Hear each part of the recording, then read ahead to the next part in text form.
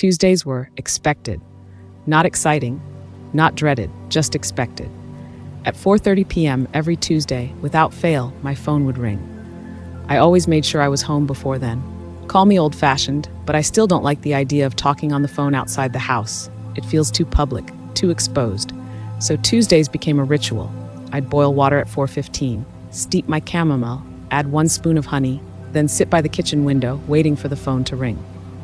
And when it did, I always answered on the first ring. "Hi, Mom," Daniel would say, always the same tone, like he was calling from a boardroom. "How's everything going?" I'd smile automatically, even though he couldn't see me.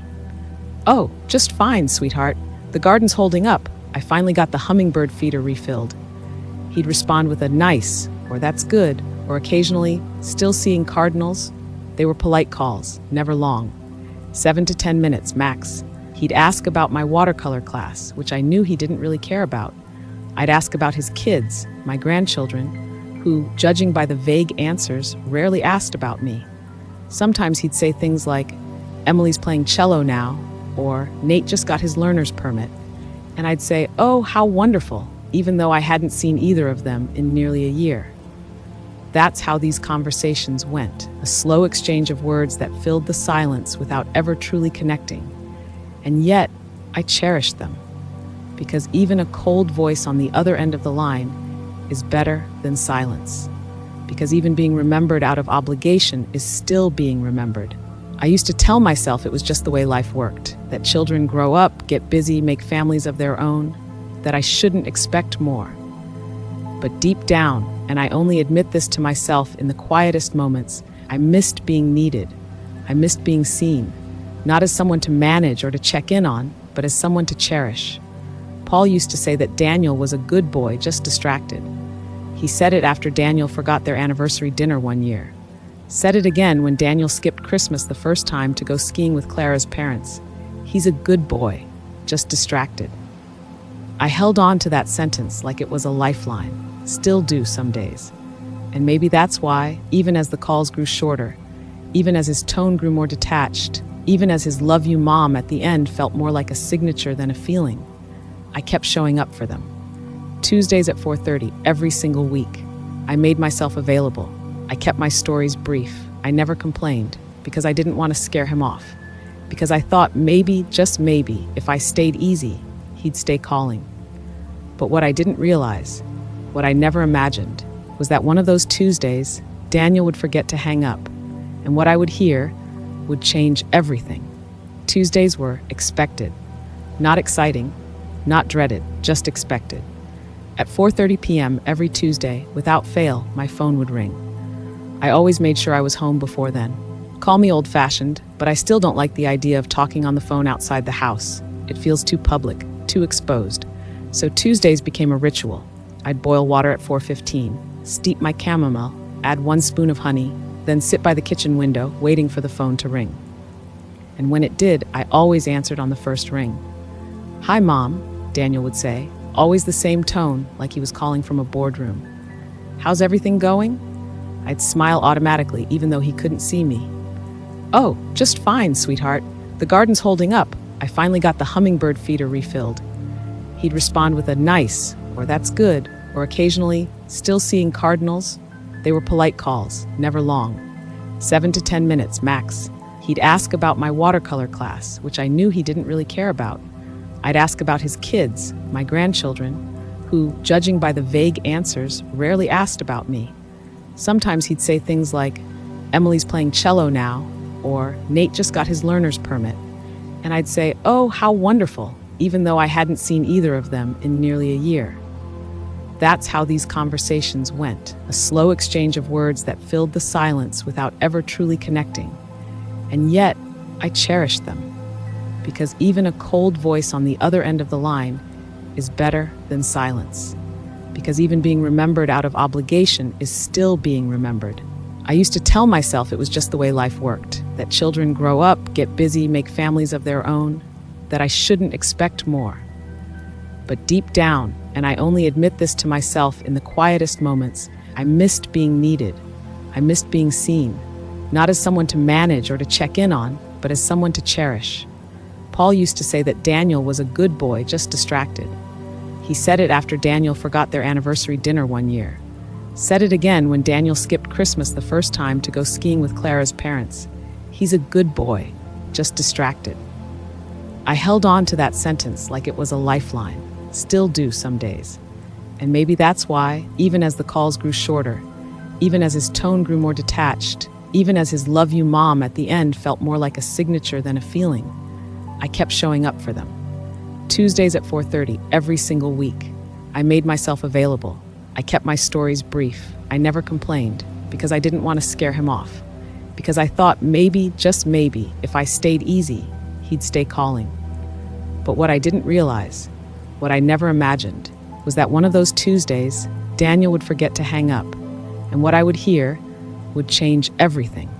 It was an ordinary Tuesday, the kind of day that passes quietly, the kind of day that doesn't warn you. I'd spent the morning deadheading roses in the garden.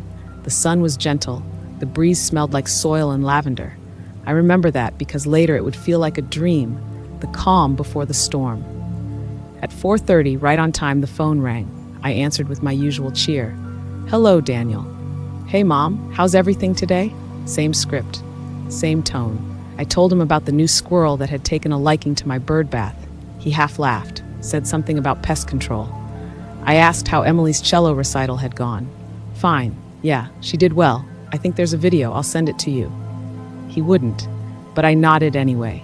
I filled in the blanks. I made the conversation easy. He asked about my health as always. "You taking your meds, Mom?" "Of course," I lied. Most days I forgot. But what was the point in saying that? What could he do from across town? He said he had to run soon. Clara needed help with something, probably dinner. "All right then," I said. "Same time next week?" "Yep. Love you, Mom." "Love you too, sweetheart." Then silence, the kind that usually comes after the click. But the click never came. I waited a beat, then two. I was just about to press end on my own phone when I heard it. A Shuff voice. God, finally, it was Clara. I froze. She takes forever. Every week it's the same boring updates. Her garden, her bird watching, her watercolors. I can't. Daniel chuckled. "I know, it's exhausting. I swear, she talks like any of it matters." "Does she even know how pathetic she sounds?" Clara continued, still trying to be relevant with those ridiculous paintings. "Who is she painting for?" "No one," Daniel said flatly. "She just needs something to do between naps and pills." They both laughed. I held the phone to my ear, frozen. Still, like if I didn't move, the words wouldn't reach me. "Anyway," Daniel said, "I asked her again about the mortgage stuff last week. I think she's close to cracking." "She should have signed already," Clara snapped. "The house is sitting there, all that equity just rotting while she plays dress-up in that dusty place." "Don't worry, I'll keep pushing," Daniel said. "We'll get her to hand it over. It's just a matter of time." Silence. My own breath caught in my throat. They weren't just talking about me. They were planning around me. They were circling. Clara sighed. "If she really loved the kids, she'd help. College isn't cheap, and we need the cash flow now, not in 10 years when she finally drops." "She's dragging it out," Daniel muttered. "We should have pushed harder after Dad died. That was the window." Then another voice. "Emily, did she buy the story about the birthday dinner?" "Hook, line, and sinker," Daniel replied. "She even offered to bring a gift." Another laugh, and then the voice that broke me completely, Reuben, my grandson. "I still can't believe how easy this is. She just wants to be loved so bad, makes it simple." The call ended, just like that. Click, like nothing had happened, but everything had. I didn't cry, not at first. When the call ended, that awful click, I just sat there, frozen, staring at nothing. My tea had gone cold, the spoon resting inside it still, like the world had paused with me. My body didn't move for what felt like hours. I don't think I even blinked. Because how do you react when the people you love most in the world, the people you raised, protected, prayed for, reveal that they see you as nothing more than a transaction? I tried to replay the conversation in my mind, hoping I'd misunderstood. Maybe they were joking, maybe I heard wrong, maybe it wasn't as cruel as it sounded. But the words were still ringing, clear and sharp. She just wants to be loved so bad. It's exhausting. She should have signed already. It's just a matter of time. I'd never heard Daniel speak that way. Not to me. Not about me. And Reuben, who used to draw me birthday cards in crayon, who cried when I scraped my knee once while gardening, who once said I gave the best hugs in the world. He said I was easy. That night I couldn't eat, I couldn't sleep. I just wandered from room to room, turning lights on and off, touching framed photos with trembling fingers. There was one on the mantle, Paul holding Daniel as a baby. We were all smiling. We looked like a family. I held it close, felt like I was holding something sacred and broken. I wanted to call someone, anyone. But who do you call when it's your family that betrays you? I thought of my sister Ruth. She always said Daniel seemed off since Paul's passing. I hadn't wanted to hear it. Now I wished I'd listened. I sat down at the kitchen table, same spot I always sat in during our Tuesday calls. Same view of the garden, now draped in shadow. And I whispered, "Paul, what would you do?" I knew the answer. He'd protect me. He always did. I placed my hand on the old wooden table.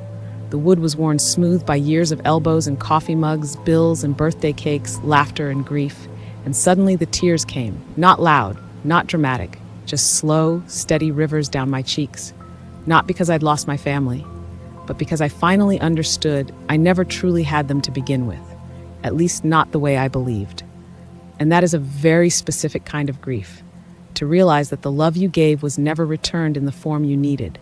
It wasn't sudden, it wasn't new. It had been growing like mold in the corners of my heart for years, and now I could finally see it.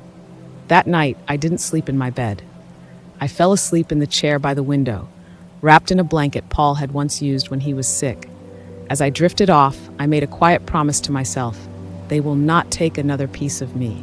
I called Ruth at 6:42 the next morning.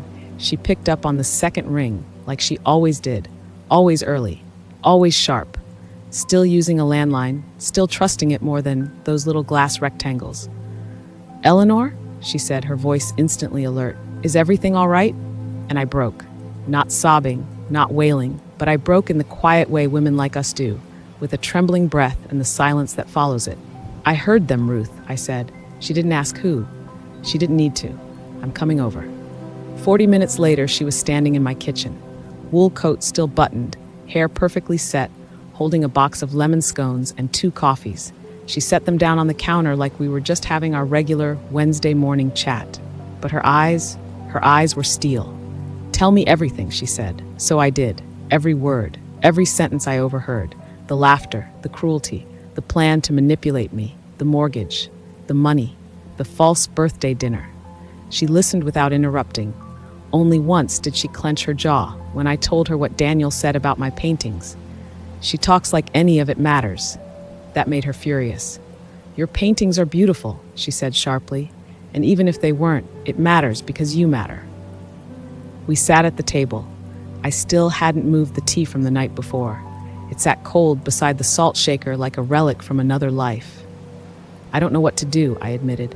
Ruth didn't flinch, didn't soften her voice. "Yes, you do," she said. She took out her notepad. Ruth always carried a notepad, like a private detective in a trench coat, and started writing. "First, you go to the bank. You remove Daniel from every account. You cancel any shared cards, revoke any power of attorney, even if they're old. You change passwords. You talk to your lawyer, not his, yours." I blinked. "You think I should go that far?" She looked me in the eye. "Eleanor, they were plotting your financial death while asking about your rose bushes. Yes, you go that far." She paused. "You loved them. I know, you still do, but love doesn't mean you let yourself be robbed in slow motion." That hit me in the chest. She reached across the table, placed her hand over mine. "You are not weak, you are not stupid, and you're not alone." We made a list. Everything I needed to change, every account, every document, every point of access. It felt overwhelming, but it also felt empowering. For the first time in a long time, I wasn't just reacting, I was planning. And planning, as Ruth said, is how we take our power back. That afternoon, I sat down at my desk and opened my laptop. I changed passwords, I printed statements, I scheduled appointments. I called my bank and asked to remove Daniel's access to all my accounts. The woman on the phone was kind, but surprised. "He's listed as your emergency contact." "Not anymore," I said, steady. "He's no longer the person I'd trust with an umbrella, let alone my finances." By the end of the day, I was exhausted. but it was the kind of exhaustion that comes from lifting weight, not carrying shame. And for the first time since Paul died, I felt protected again. Because I had done something hard, because I had stopped waiting to be saved, and because Ruth had shown up like she always did. It was Saturday afternoon when he showed up. No warning, no call, just the sound of tires on gravel, followed by the creak of the front gate. I watched from the window, tea in hand, heart steady but alert. Daniel. He was holding a bouquet of white lilies, my favorite, he remembered. Or maybe Clara told him. He knocked lightly, twice. I didn't rush. I took my time walking to the door, checked my reflection on the way, not out of vanity, but out of strength. I looked good, no tears, no puffiness, hair brushed, sweater pressed, dignity intact. When I opened the door, he smiled. "Hi, Mom." His voice was syrupy, like it used to be when he was 5 and had broken something he wasn't supposed to touch. I was in the neighborhood, thought I'd check in. I nodded. Didn't invite him in, not yet. He held out the flowers. "Lilies," he said. "Still your favorite, right?" I took them gently. They were. His face flickered, just for a moment. Then the performance resumed. "We've been worried.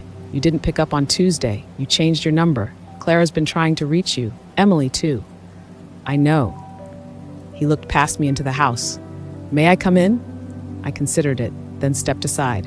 Briefly. He walked in like he owned the place. Same way he used to come in as a teenager after football practice. Muddy shoes, backpack swinging, the air around him full of movement and assumption. But this time, I didn't ask him to stay for dinner. He sat at the kitchen table like always. I didn't. I remained standing. "You look well," he said.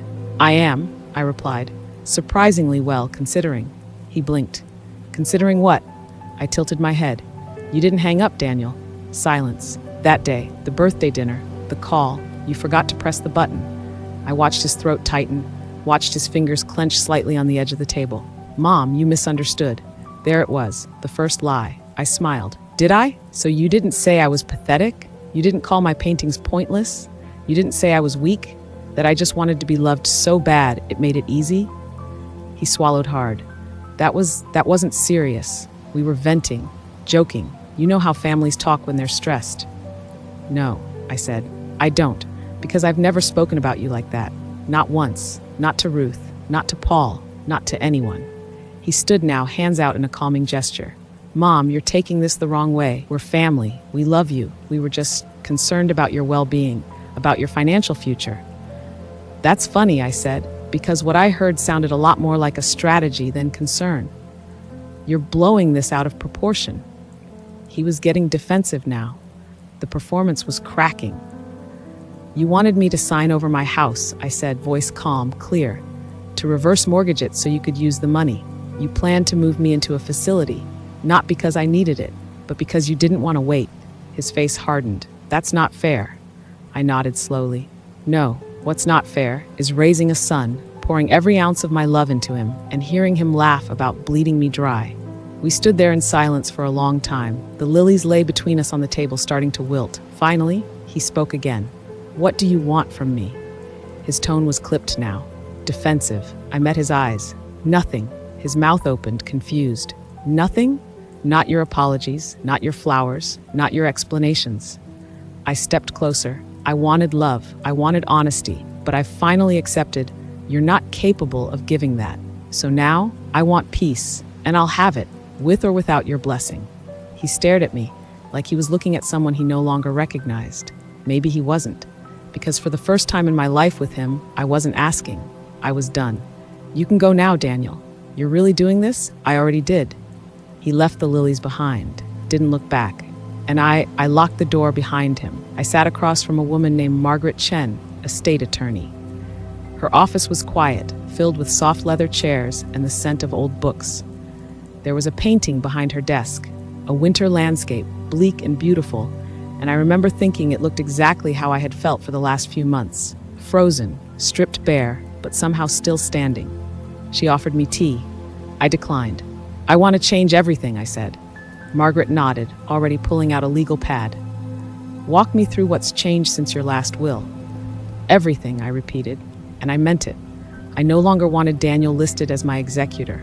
I no longer trusted him, not with my estate, not with my health, not even with my name.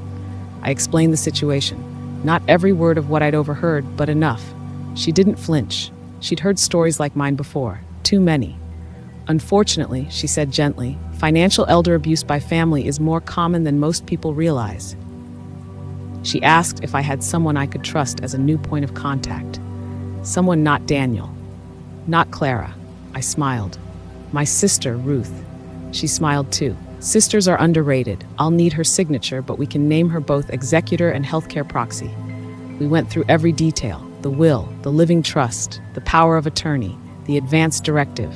I removed Daniel from everything, struck his name off the life insurance policy, designated Ruth to manage my care and finances should anything happen to me.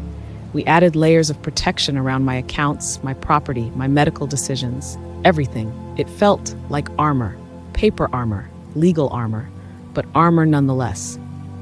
When Margaret printed out the draft documents, I stared at the header, Last Will and Testament of Eleanor Whitmore. It looked so formal, so final. I signed it with a firm hand. When I was done, Margaret looked at me carefully. Would you like to leave a note of explanation? To him? I asked. She nodded. Sometimes people include a letter, not a legal requirement, just something personal, to give context. I thought about it, then shook my head. He heard everything he needed to hear, so did I. That evening, Ruth and I sat in her backyard drinking wine under the string lights she'd hung from the fence last summer. I told her everything, the lawyer, the new will, the documents. She didn't say much, just sipped and nodded. But when I finished, she leaned over and raised her glass. To boundaries. To freedom, I added. To peace, she said, and we clinked glasses. I slept better that night than I had in weeks. Not because I was healed, but because I was no longer vulnerable. I had taken my life, the small, beautiful life I'd built for decades, and placed it back in my own hands. And no one, not Daniel, not Clara, not any grandchild with a fake smile and a desperate wallet, would take it from me again. I never thought I'd say this at 79, but I started making new friends, not old acquaintances forced together by church obligations or polite neighborhood circles. Real friends. It began at the library. They had a weekly watercolor club, informal, no sign-ups, just a table, a box of shared supplies, and a few souls who still believed in the joy of putting color on paper. I went one Wednesday morning out of curiosity, or maybe out of loneliness. But I kept going because of Sharon. Sharon was 82, wore large purple glasses, and always brought cookies. She greeted everyone like they were the only person in the room. I like your trees, she said to me on the first day. They're not very good, I replied. Neither are mine, she shrugged, but they're mine. That stuck with me. We began sitting next to each other, then walking to the cafe afterward, then calling each other on weekends, then inviting a third and a fourth. There was Henry, retired mailman, widower, loved jazz. Annette had raised 5 children, now finally living alone and loving it, and a quiet man named Leo who didn't speak much but painted the most breathtaking birds I'd ever seen. We laughed, we shared, we asked about things that mattered. Are you sleeping? Are you eating well? When's the last time you did something for yourself? No one asked about money. No one asked for favors. They just saw me, and I began inviting them over. Not like I used to, where I'd spend 3 days cleaning and cooking and setting the perfect table with cloth napkins and guilt. Now I made soup, lit one candle, put on Ella Fitzgerald, and we sat. We didn't need much, just a warm space and time. And for the first time in years, my home was filled with conversation that didn't cost me something. I even started painting again, not to prove anything, not to display, not to post on social media, just to paint. Color returned to my life in brushstrokes and soup bowls and late afternoon light. The garden, too, started to bloom again. Not because I planted anything new, but because I was finally seeing it. I realized I had spent so long looking out the window hoping someone would knock on the door that I forgot I could open it myself. I sent out a few letters, handwritten, to old friends I'd lost touch with. A cousin in Michigan, a woman I met in Italy 45 years ago, my college roommate whom I hadn't spoken to in decades. Some wrote back, some didn't. But the act of writing those letters made me feel more alive than any bank transfer ever had. Ruth came over one Sunday with a pie and a stack of magazines. We sat on the porch, barefoot, legs tucked under us like we were 20 again. You look lighter, she said. I feel lighter. You trust again? I paused. Not in everyone, but in some. She nodded. That's enough. And it was, because I wasn't building a castle, just a cottage, with soft chairs, music playing, and doors that only opened for love. It was a Thursday morning when I heard the knock. Firm, quick, not the hesitant knock of someone unsure if they're welcome. I didn't have to look. I knew it was him, Daniel. I could feel the air shift like a cold wind had blown under the door. I opened it slowly. There he was, same gray jacket, same polished shoes, same carefully styled hair, but his smile was gone. We need to talk, he said. Do we? It's important. I stepped aside without speaking, let him walk into the house that used to be his stage, where he played the good son with such ease. But not today. Today the script was different, because I had changed the ending. He sat at the kitchen table, but I didn't offer tea, didn't sit across from him. I stood, arms folded, waiting. He got to the point quickly. Clara lost her job. I raised an eyebrow. I'm sorry to hear that. Things are tight right now, really tight. Ruben's tuition is past due. Emily's scholarship got cut. We've had to dip into our savings. I waited. He looked up at me, eyes searching, trying to read me like he used to. We need help. There it was, not a greeting, not a check-in, not how are you, Mom, just we need help. You came all this way to ask me for money? He flinched. I wouldn't put it like that. But I would, I interrupted. Silence. He shifted uncomfortably. Look, I know things got tense after that phone call. After I heard you refer to me as pathetic, he looked down. I was stressed. I wasn't thinking. We didn't mean all that. You meant enough of it. But we're family, he said. Exactly, I replied, which is why it hurt so deeply. He sat back, face tightening. So that's it? You're just going to leave us out in the cold? Daniel, I said quietly, I gave you 40 years of loyalty. I held your hand through every heartbreak, paid for things I wasn't obligated to, showed up when you didn't deserve it. And when you thought I wasn't listening, you planned to drain what little I had left. He didn't deny it. I made changes, I continued. The money's protected now. You're no longer listed on anything. The house is in trust. The accounts are untouchable. His mouth opened, then closed. So you really did it? Yes, I did. You're punishing us. No, I said. I'm protecting me. You'll regret this. That made me laugh. Not because it was funny, but because it was desperate. No, Daniel, what I regret is believing for so long that you'd protect me too. He stood abruptly. Fine, I see how it is. Enjoy your little cottage, your new life. Just remember who'll be there when things go south. That won't be you, I said calmly, and that's the most peace I've had in years. He walked out without another word, didn't look back, didn't slam the door, just left. And with him, a weight lifted. I walked back into the kitchen, made myself tea, opened the window. The birds were singing, the kettle whistled softly, the light warmed the floor, and I stood in it, whole. If you'd told me just 1 year ago that I would change everything at 79, I would have laughed. Kindly, of course. I'm still me, but I would have laughed. Back then, I thought my world had shrunk to Tuesday phone calls, to grocery lists, to birds, and quiet afternoons filled with longing. I thought that loving my family meant enduring anything, that loyalty and silence were the same thing, that being alone was worse than being used. I was wrong. The truth is, you don't owe anyone the parts of yourself they keep trying to take.